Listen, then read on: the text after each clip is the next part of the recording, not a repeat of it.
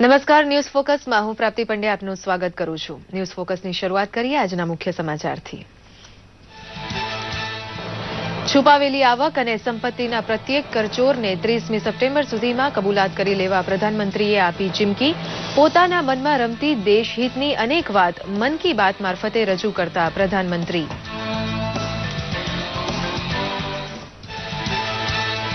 1975ની કટોકટીને ઇતિહાસનું સૌથી કાળું પ્રકરણ ગણાવવા સાથે પ્રધાનમંત્રીએ કહ્યું, કટોકટીને લીધે આમ આદમીની પ્રતિકાર શક્તિની ત્યારે થયેલી પરીક્ષામાં આખરે જીતી હતી લોકશાહી.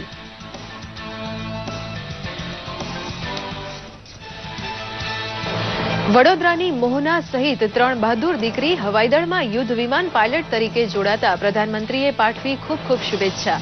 યોગ દિવસની ઉજવણી માટે દુનિયાભરમાં યોજાયેલા કાર્યક્રમોને ભારતના પ્રાચીન વારસાનો વિજય ગણાવ્યો. મુંબઈમાં 3 દિવસ અનરાધાર વરસાદ પડતા હવે ચોમાસું બરાબર જામ્યું હોવાના મળ્યા સંકેત. બસ 1-2 દિવસમાં ગુજરાતને બરાબર ગમરોળશે મેઘરાજા, કેમ કે અરબી સમુદ્રમાંથી ગુજરાત આવી રહ્યા છે ઘનઘોર વરસાદી વાદળ.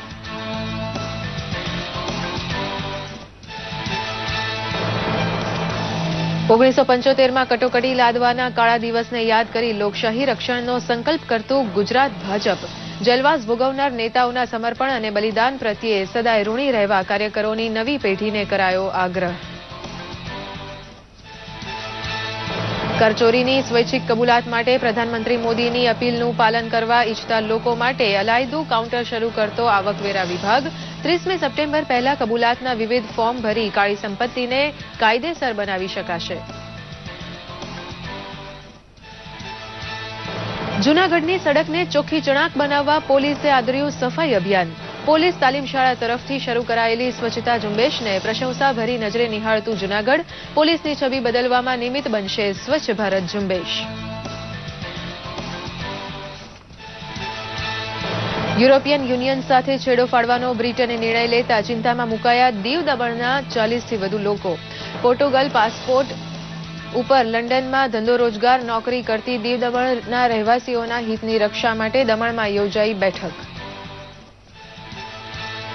નશીલા પદાર્થના સેવનથી યુવાધનને દૂર રાખવા ઠેર ઠેર જનજાગૃતિ કાર્યક્રમ યોજતું ગુજરાત. શાળા કોલેજના વિદ્યાર્થીઓ દ્વારા જનજાગૃતિ રેલીના માધ્યમથી સંદેશો અપાયો કે ભાઈ ચેતજો, નશો નાશનું મૂળ છે. સમાચાર વિગતવાર જોઈએ. પ્રધાનમંત્રી નરેન્દ્ર મોદીએ પોતાના મનમાં રમતી દેશહિતની અનેક વાત કહેવા માટે આકાશવાણીનો વધુ એક વખત ઉપયોગ કરી રવિવારને વિચાર મંથનનો રવિવાર બનાવી દીધો હતો. મન કી બાતની વાત પ્રસ્તુત છે તમારા માટે. मेरे प्यारे देशवासियों, આકાશવાણીના મન કી બાત કાર્યક્રમ મારફતે પ્રધાનમંત્રી નરેન્દ્ર મોદીએ બિનહિસાબી નાણું છુપાવી બેઠેલા દેશવાસીઓને 30મી સપ્ટેમ્બર સુધીમાં તેની કબૂલાત કરી ટેક્સ ભરી દેવા કડક અપીલ કરી હતી.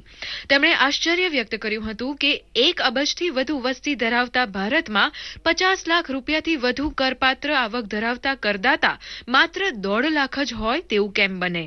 देशवासियों को आग्रह करता हूं, जिन लोगों के पास अनडिस्क्लोज इनकम है, अघोषित आय है, उनके लिए भारत सरकार ने एक मौका दिया है कि आप अपनी अघोषित आय को घोषित कीजिए. सरकार ने 30 सितंबर तक अघोषित आय को घोषित करने के लिए विशेष सुविधा देश के सामने प्रस्तुत की है. जुर्माना दे करके हम अनेक प्रकार के बोझ से मुक्त हो सकते हैं. 1975માં 25મી જૂનની મધરાતે કટોકટી લાદવામાં આવેલી તે ઘટનાનું સ્મરણ કરતા તેને દેશના ઇતિહાસમાં સૌથી કાળા પ્રકરણ તરીકે ઓળખાવી હતી. લોકશાહી સજીવન રાખવા નાનો માણસ પણ કેટલો સંઘર્ષ કરી શકે તે કટોકટી કાળમાં સાબિત થયેલું તેમ પ્રધાનમંત્રીએ ઉમેર્યું હતું. 25 जून की रात और 26 जून की सुबह हिंदुस्तान के लोकतंत्र के लिए एक ऐसी काली रात थी कि भारत में आपातकाल लागू किया गया, नागरिकों के सारे अधिकारों को खत्म कर दिया गया, देश को जेल खाना बना दिया गया. इस बात को हम न भूलें कि हमारी ताकत लोकतंत्र है, हमारी ताकत लोक शक्ति है, हमारी ताकत एक एक नागरिक है. इस प्रतिबद्धता को हमें आगे बढ़ाना है और ताकतवर बनाना है। યોગાસનનો વારસો ધરાવતું ભારત વૈશ્વિક મંચ ઉપર એકતાનો સંદેશ આપવા આગળ આવ્યું છે. વિશ્વ યોગ દિવસની ભવ્ય ઉજવણી દુનિયાએ કરી તેને ભારતની સફળતા તરીકે ગણાવી હતી. अमेरिका के न्यूयॉर्क शहर में जहां संयुक्त राष्ट्र संघ का बिल्डिंग है, उस बिल्डिंग के ऊपर योगासन की भिन्न भिन्न कृतियों का विशेष प्रोजेक्शन किया गया और वहां आते जाते लोग उसकी फोटो लेते रहते थे और दुनिया भर में वो फोटो प्रचलित हो गई. ये बातें किस भारतीय को गौरव नहीं दिलाएगी, बताइए ना. सोशल मीडिया की अपनी एक पहचान बन गई है.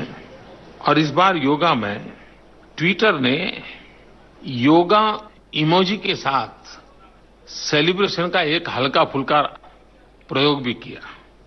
हैशटैग योगा डे टाइप करते ही योगा वाले इमोजी का चित्र हमारे मोबाइल फोन पर आ जाता था और दुनिया भर में वो प्रचलित हो गया.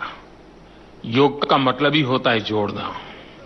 योग में पूरे जगत को जोड़ने की ताकत है. હવાઈ દળમાં યુદ્ધ વિમાન પાયલટ તરીકે અવનીત, ભાવના અને મોહના જેવી 3 મહિલાઓને પહેલી વખત તક મળી તેની ખુશાલી વ્યક્ત કરતા પ્રધાનમંત્રીએ કહ્યું, મહિલા શક્તિને જાણે સર્વોચ્ચ ઊંચાઈ મળી છે.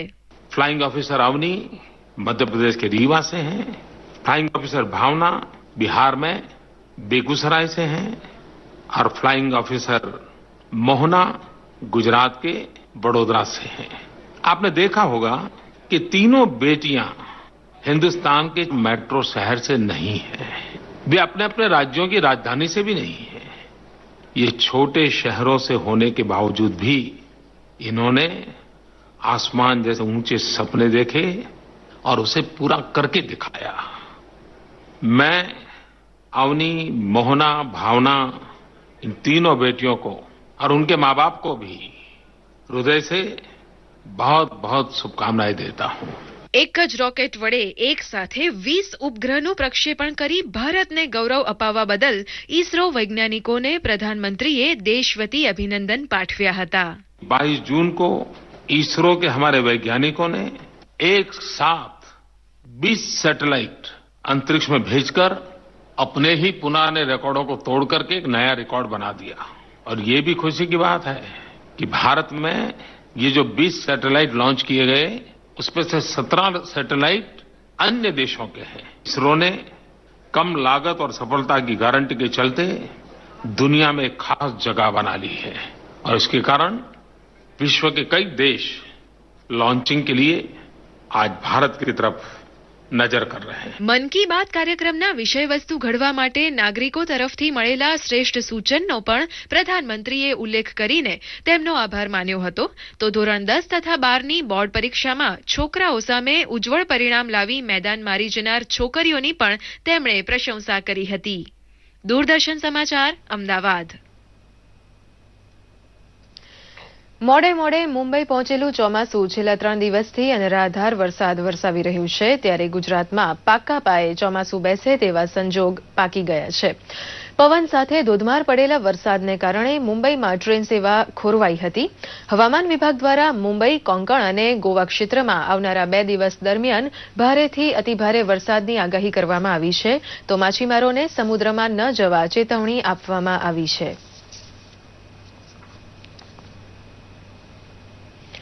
ચોમાસાના દિવસોમાં અતિવૃષ્ટિની સમસ્યા સર્જાય ત્યારે લોકોએ બચાવ અને રાહત માટે કેવા કેવા પગલાં ભરવા તેની સમજણનો ફેલાવો થાય તેવી કામગીરી નેશનલ ડિઝાસ્ટર રિલીફ ફોર્સ દ્વારા ઠેર ઠેર હાથ ધરવામાં આવી છે. સુરેન્દ્રનગર જિલ્લાના ધ્રાંગધ્રા ખાતે આવી પહોંચેલી 35 સભ્યોની એનડીઆરએફ ટુકડીએ બચાવ કામગીરીના નિદર્શન માટે મોક ડ્રીલ યોજી જનતામાં સમજણનો ફેલાવો કરવા કોશિશ કરી હતી. આગ, અકસ્માત તથા જળપ્રકોપ સમયે બચાવ કામગીરીમાં વપરાતી વિવિધ સામગ્રી પણ લોકોની જાણકારી માટે પ્રદર્શિત કરવામાં આવી હતી. એનડીઆરએફની ટુકડી ધ્રાંગધ્રા બાદ જિલ્લામાં વિવિધ સ્થળે રાહત બચાવ કામગીરીનું ડેમોન્સ્ટ્રેશન આપવાની છે. इसका एक अपनी सेंट्रल गवर्नमेंट की पॉलिसी है कि जो अपनी एनडीआरएफ की टीम है जब किसी डिजास्टर वगैरह में नहीं जाए तो उस दौरान किसी ना किसी अपने क्षेत्र के अंदर, अपने एओआर के अंदर अलग अलग जगहों पर जाकर वहां के सिविल पब्लिक को अवेयर करें इस चीज के बारे में, जैसे बाढ़ से संबंधित, तो उसमें हमारे घरों में क्या क्या आइटम होते हैं जिससे कि हम बचाव के संसाधन बना सकें। भूकंप आ जाए तो हम अपने आप को कैसे बचाएं, उसमें भूकंप के दौरान क्या करें क्या न करें, ये चीजें हम इनको बताते हैं ताकि ऐसी आपदा आने के ऊपर वो अपने आप को सिक्योर कर सकें। જેમાં હાર્ટ એટેક વખતે, આગ વખતે, ભૂકંપ વખતે તેમજ બીજી કોઈ કુદરતી આપદાઓ આવે તો કઈ રીતે લોકોને બચાવી શકાય એની વિગતવાર અલગ અલગ પ્રકારના સાધનો દ્વારા વિગતવાર સમજૂતી એવી જે લોકો માટે ખરેખર ઉપયોગી થશે અને કદાચ આવી કોઈ આપદા આવે તો લોકો સજાગ થઈ શકે એ પ્રકાર કાર્યક્રમનું આયોજન થયું હતું। કરચોરીની કબૂલાત કરવા માટે આવકવેરા ખાતા તરફથી જાહેર કરાયેલ સ્કીમ પ્રમાણે 30મી સપ્ટેમ્બર સુધીનો સમય અપાયો છે। ગુજરાતના મુખ્ય આવકવેરા કમિશનર સાથે દૂરદર્શને કરેલી વાતચીત પ્રસ્તુત છે। 1 जून 2016 से पूरे देश में इनकम डिक्लेरेशन स्कीम लागू हुआ है, जिसके तहत हम अघोषित आय को घोषित कर सकते हैं। क्या है यह स्कीम, क्या इसका प्रारूप है, उसके बारे में हम जानते हैं प्रधान मुख्य आयकर आयुक्त गुजरात के श्री बलविंदर सिंह जी से। नमस्कार सर, क्या है यह स्कीम, क्या उसका प्रारूप होगा, आप हमारे दर्शकों को बताएं। ये स्कीम जो है माननीय प्रधानमंत्री जी ने लागू की है और 1 जून 2016 से लागू की गई है और इसका नाम जो है इनकम डिक्लेरेशन स्कीम 2016 है। इस स्कीम के तहत जिस किसी भी व्यक्ति ने अपनी आय घोषित नहीं की हो पहले के सालों में, या अपनी कोई असेट उसने नहीं डिस्क्लोज की हो डिपार्टमेंट को, या कोई भी अनअकाउंटेड पैसे से जो असेट खरीदी हो उसको वो घोषित कर सकता है और एक निश्चित प्रतिशत उसके ऊपर टैक्स पेनाल्टी भर के जो है अब उस असेट को जो है नंबर 1 की बना सकता है। सर, ये स्कीम के तहत किस प्रकार की आय को वो घोषित कर सकता है और क्या टैक्स या पेनल्टी उसमें लगेगी? और जो इस स्कीम के तहत जो है किसी भी प्रकार की आय को घोषित कर सकता है। हर तरह की इनकम जो है इनकम टैक्स में चार्जेबल है और किसी भी तरह की असेट को, वो आय किसी भी तरह की असेट में रखी हो, किसी भी तरह के इन्वेस्टमेंट में इन्वेस्ट की गई हो, उस इन्वेस्टमेंट को और उस असेट को भी डिक्लेयर कर सकता है। और इसके ऊपर जो है कुल कर जो है 45% आएगा, उसमें 30% इनकम टैक्स है, 7.5% जो है वो कृषि कल्याण कर है और 7.5% पेनाल्टी है। अगर कोई करदाता इस स्कीम के तहत अपनी आय घोषित करने को राजी हो जाता है तो उसको क्या बेनिफिट मिलेगा, क्या लाभ होगा उसको? बेनिफिट उसको यही होगा कि तनाव मुक्त जीवन जिएगा। पहली बात तो कोई भी असेट जो उसने अब तक छुपा के जिसको रखता था उसको खुले आम रखेगा, उसका उपयोग कर पाएगा, उसके ऊपर बैंक लोन ले सकेगा। इस तरह के कई फायदे व्यक्ति को होंगे। और यह असेट उसने कोई बेनामी या किसी दूसरे नाम पे रखी है उससे भी वो टेंशन से फ्री हो जाएगा और उसके अपने नाम पे प्रॉपर्टी होगी, अपने नाम पे पैसा होगा जिसका वो बिजनेस में खुले तरीके से उपयोग कर सकता है, कहीं भी इन्वेस्ट कर सकता है। इस स्कीम में भाग लेने के लिए करदाता के लिए क्या नियम बनाए गए हैं और उसके कैसे आगे उसको फॉरवर्ड किए जाएंगे?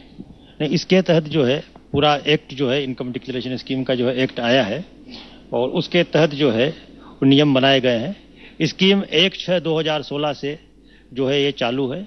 हमारे यहाँ पे इस संबंध में एक फैसिलिटेशन काउंटर जो है वो खोला गया है। उस पर कोई भी जो है इनकम डिक्लेयर करना चाहता है अपनी, वो यहाँ पर आके मिल सकता है और फॉर्म भर सकता है। उसमें जो भी वो अपनी इनकम उसने जिस साधन से प्राप्त की, वो साधन नहीं भी बताए, इनकम और असेट बता के जो है वो फॉर्म भर सकता है। उसके बाद उसके ऊपर जो है प्रिंसिपल कमिश्नर, जो उसका कंसर्न प्रिंसिपल कमिश्नर है, वो उसके ऊपर उसको सर्टिफिकेट देगा और उसके बाद वो 30 नवंबर तक टैक्स भर के, अगर 30 नवंबर तक टैक्स भर देता है तो उसकी वो इनकम डिक्लेरेशन वैलिड हो जाएगी। कार्रवाई तो डिपार्टमेंट हमेशा से अघोषित आय के खिलाफ करता ही आया है और आगे भी हम लोग करते रहेंगे। फिर वो व्यक्ति जब भी कभी पकड़ा जाएगा तो उसको इनकम छुपाने के जो परिणाम भुगतने पड़ेंगे वो काफ़ी गंभीर होंगे और वो इनकम उसकी एक तरह से कंसील्ड इनकम मानी जाएगी। उस पर पेनाल्टी भी उस पर लग सकती है, प्रोसिक्यूशन भी लग सकता है। इस तरह के सारे जो कंसिक्वेंसेज, इविल कंसिक्वेंसेज जो एक्ट में है, वो अगर उसने डिक्लेयर नहीं किया अभी जो है, तो उस फेल्योर की वजह से उसको भुगतने पड़ेंगे, उन कंसिक्वेंसेज से वो बच सकता है। जी, तो ये थे गुजरात के मुख्य कर आयुक्त। तो उसका कहना है कि अगर इतना अच्छा मौका मिला है करदाताओं को जो अघोषित आय है उसको घोषित करने के लिए, तो ये मौका चूकना नहीं चाहिए।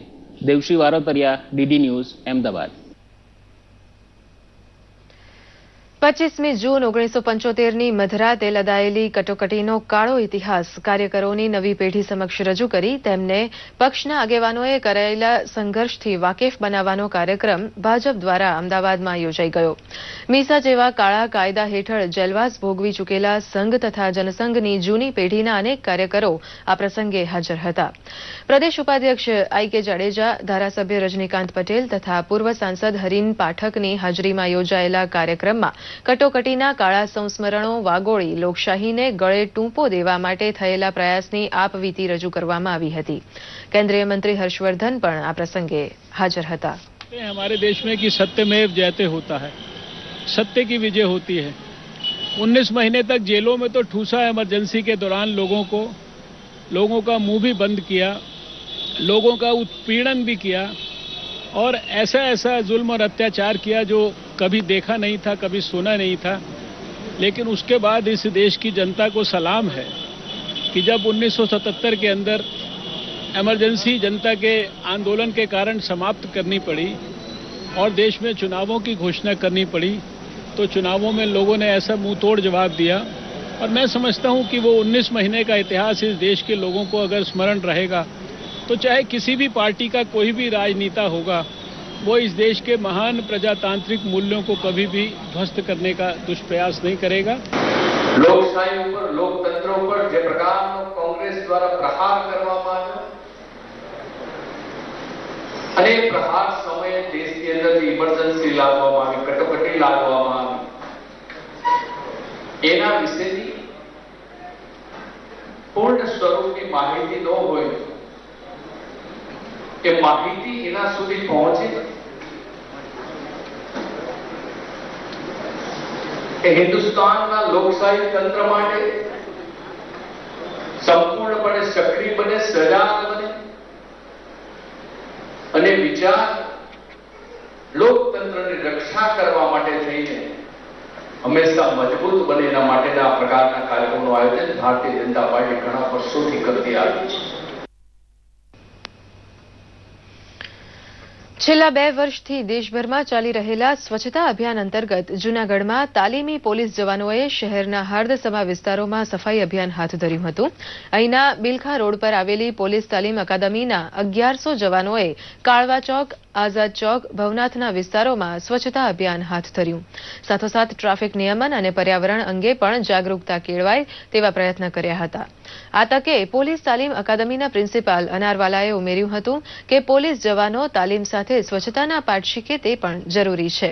સમયાંતરે ચાલતી રહેનારી આ સ્વચ્છતા ઝુંબેશથી નાગરિકો પણ બોધપાઠ સાથે अनुकरण કરશે તેવી આશા વ્યક્ત કરાઈ હતી।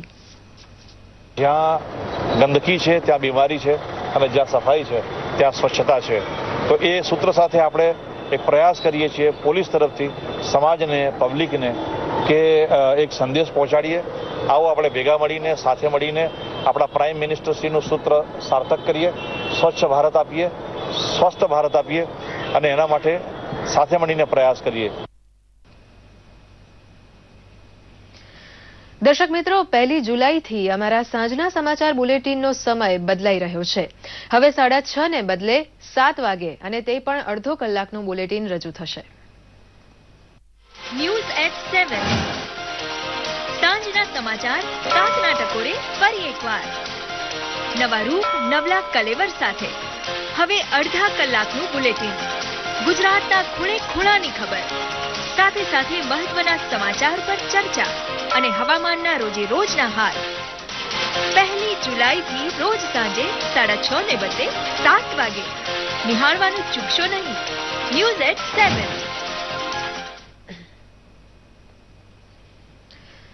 સમાચારોની આગળ વાત કરીએ તો યુરોપિયન યુનિયન સાથે છેડો ફાડવાનું બ્રિટને નક્કી કરતા પોર્ટુગલનો પાસપોર્ટ ધરાવી બ્રિટનમાં ધંધો નોકરી કરતા દમણ અને દીવના 40,000થી વધુ લોકો ચિંતામાં મુકાયા છે. પોર્ટુગલનો સમાવેશ યુરોપિયન યુનિયનમાં થતો હોવાથી તેનો પાસપોર્ટ ધરાવતા લોકો 28 દેશમાં બેરોકટોક ફરી શકતા હતા. હવે શું થશે તેની જાણે કોઈને ખબર જ નથી. પોર્ટુગલના તાબામાં 450 વર્ષ સુધી રહેલા દમણ દીવના રહેવાસીઓને એવી છૂટ હતી કે 1961 પહેલા જન્મેલી વ્યક્તિ પોર્ટુગલ પાસપોર્ટ ધરાવી શકે. આજે પણ લિસ્બન શહેરમાં ખૂબ મોટી સંખ્યામાં ગુજરાતી વસે છે. બ્રિટનમાં પોર્ટુગલ પાસપોર્ટ ધરાવતા ગુજરાતી પરિવારના હિતની રક્ષા માટે દમણમાં ચિંતા ફેલાઈ છે અને તેઓ વિદેશ મંત્રાલયને રજૂઆત પણ કરવાના છે. દમણના આશરે 40,000 લોકો જે સ્થાયી થયા છે એમની દુવિધા છે અને જે જાનાર લોકો છે બીજા પણ આજે પાસપોર્ટ બનાવ્યા છે એમની પણ દુવિધા છે. તો એમને સચોટ જાણકારી તો આપણે પ્રશાસન પાસે જ જાણી શકીએ.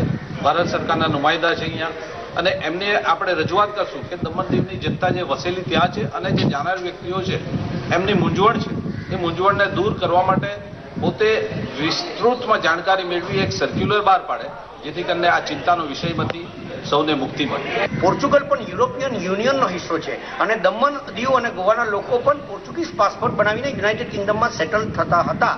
એટલે સ્વાભાવિક છે કે એ લોકો પણ યુરોપિયન યુનિયનના નેશનલ ગણાય. એટલે યુનાઇટેડ કિંગડમ જ્યારે યુરોપિયન યુનિયનમાંથી બહાર નીકળશે તો સ્વાભાવિક છે કે દમણ દીવ ગોવાના જે નાગરિક છે એને પણ તકલીફ પડશે. બીજા યુરોપિયન યુનિયનના રાષ્ટ્ર છે રોમાનિયા, બલ્ગેરિયા, સ્પેન, ફ્રાન્સ, જે કોઈ કન્ટ્રી છે 28 એ રીતે દમણ અને દીવના લોકોને પણ તકલીફ પડશે.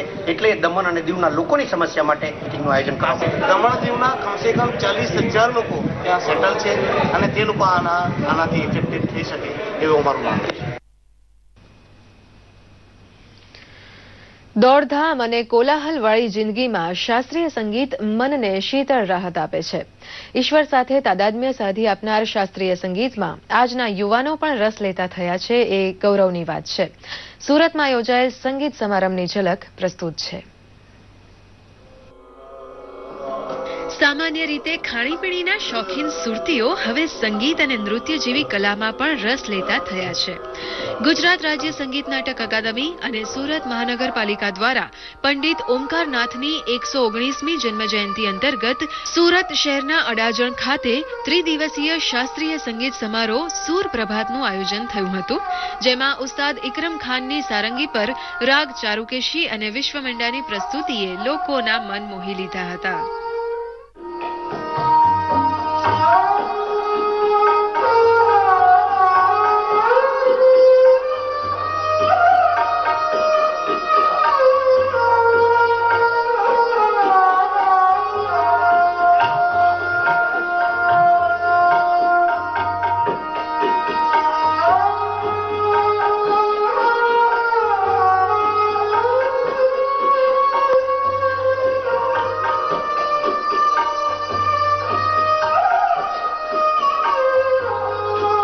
યુવા પેઢીમાં શાસ્ત્રીય સંગીતનું જ્ઞાન મળે અને શાસ્ત્રીય સંગીત તરફ લોકો વળે તે હેતુથી યોજાયેલા સુર પ્રભાત કાર્યક્રમ એટલા માટે ખાસ હતો કારણ કે અહીં પીઢ કરતા યુવા શ્રોતા વર્ગ મોટો હતો. सारंगी यानी सोरंगी, सोरंगी यानी 100 कलर. 100 कलर इसका मतलब ये कि अगर गाने के बाद अगर कोई इंस्ट्रूमेंट आता है तो वो है सारंगी, जो 99% गाने का एकदम परफेक्ट फॉलो करता है वो है सारंगी. लोग कहते हैं कि सारंगी सीखने के लिए बहुत सा टाइम लगता है, बहुत रियाज करता है. ऐसा तो अगर आप कुछ भी देखो तो सब इंस्ट्रूमेंट रियाज मांगता है. जितना रियाज करोगे मगर इतना डिफिकल्ट नहीं है, खाली सिर्फ अंडरस्टैंडिंग है. अगर सारंगी को समझ जाओगे तो उसका जैसा कोई इंस्ट्रूमेंट नहीं है. और सूरत की प्रजा ने, सूरत के लोगों ने, सूरत के ऑडियंस ने मुझे बहुत अच्छी तरह सुना और मुझे बहुत मजा आया सुबह सुबह बजाने के लिए. સારંગી એક એવું ઇન્સ્ટ્રુમેન્ટ છે કે જે નખના વેડીથી વગાડવામાં આવે અને એમાં 35 અલગ જાતની કીઝ હોય છે કે જેના થ્રુ એના સૂર મેળવવામાં આવતા હોય છે. તો આ અતિશય લુપ્ત થતી કળા છે કે જેઓ અત્યારે સુરત મહાનગરપાલિકા દ્વારા આવી કળાઓને અહીંયા આપણા શહેર માટે, સુરતના બધા શહેરીજનો માટે ફ્રીમાં ઉપલબ્ધ કરવામાં આવેલ છે. તો આ એક સૌભાગ્ય છે અમારા સુરતવાસીઓ માટે કે જેઓએ આવો સરસ મહોત્સવ સુંદર યોજ્યો છે.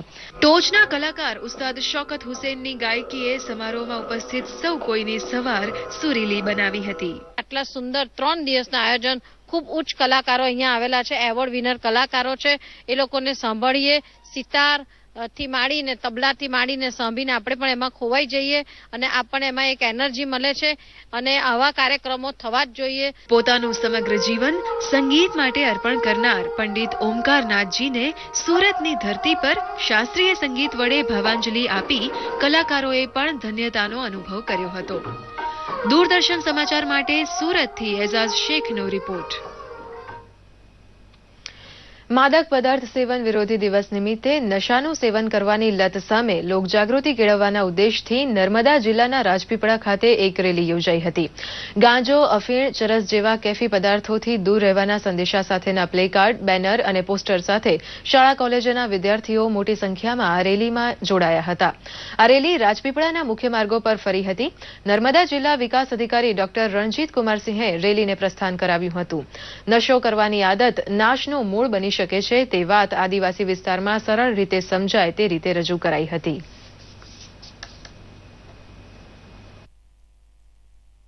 જો નાના છોકરાઓ કોલેજ કે સ્કૂલના તે ડ્રગ્સના નશા વગેરે કરે છે તેનાથી આ રેલી દ્વારા મેસેજ આપવામાં આવે છે કે જો પણ નશા કે ડ્રગ્સનું સેવન કરે છે તે બહુ જ નુકસાનદાયક છે અને પોતાના ઘરને અને ખુદને પણ બરબાદ કરે છે.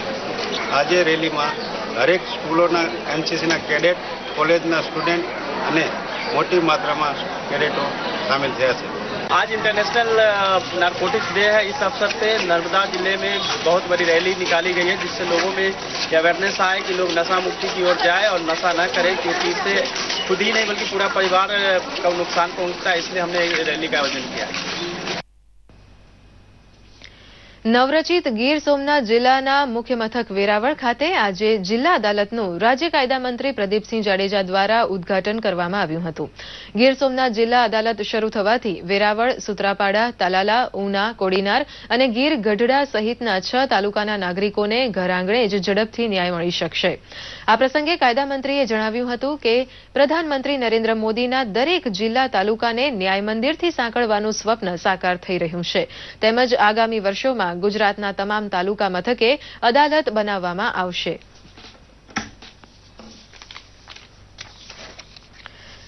સ્પેનમાં આયોજિત આઈફા એવોર્ડમાં ફિલ્મ બાજીરાવ મસ્તાનીએ બોલિવૂડમાં ધૂમ મચાવ્યા બાદ આઈફામાં પણ કેટલાક એવોર્ડ પોતાના નામે કર્યા છે। રણવીર સિંહને બાજીરાવ મસ્તાની ફિલ્મમાં સર્વશ્રેષ્ઠ અભિનેતા માટે, દીપિકા પાદુકોણને ફિલ્મ પીકુ માટે સર્વશ્રેષ્ઠ અભિનેત્રી અને પ્રિયંકા ચોપરાને બાજીરાવ મસ્તાનીમાં સહઅભિનેત્રી માટે તેમજ ફિલ્મ નિર્દેશક માટે સંજય લીલા ભણસાળીને નવાજવામાં આવ્યા છે। બાજીરાવ મસ્તાનીની સફળતા હવે ઐતિહાસિક બેકગ્રાઉન્ડ વાળી ફિલ્મોનો જમાનો ફરી પાછો લાવે તો ના નહીં। દર્શક મિત્રો, હવે જોઈએ હવામાન સમાચાર।